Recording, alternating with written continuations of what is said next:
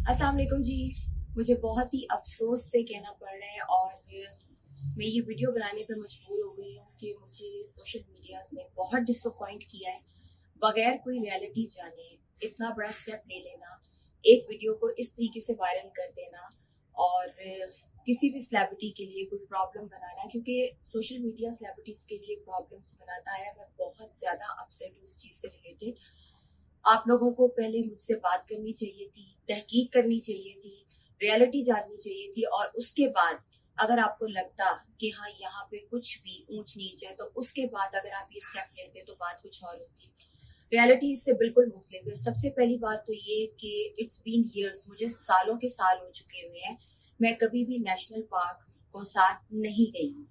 आप पूरी इन्वेस्टिगेशन कर सकते हैं, मैं बिल्कुल यकीन के साथ ये बात कर रही हूँ। सेकेंडली, मैं हरिपुर से क्लास लेकर अपनी मेकअप की डायरेक्ट सीधा मोटरवे से जा रही थी, और मोटरवे पे मैंने ये देखा था सारा सिनेरियो, जो कि मैं प्रॉपर एक वीडियो अपलोड करूंगी बाकायदा उस आदमी के बयान के साथ कि वहां पे क्या हुआ। वो इंस्टा पे, फेसबुक पे जरूर जाकर देखिएगा ताकि आपको रियलिटी पता चले। और मेरी आप लोगों से गुजारिश है, एक हम्बल रिक्वेस्ट है, बहुत दिल से मैं ये चाहती हूँ कि जैसे आपने उस एक फेक वीडियो को वायरल किया है, आप मेरे इस मौकफ को भी और इस वीडियो को जो मैं अब अपलोड करने जा रही हूँ इसको भी प्लीज मैक्सिमम वायरल करें ताकि रियलिटी लोगों के सामने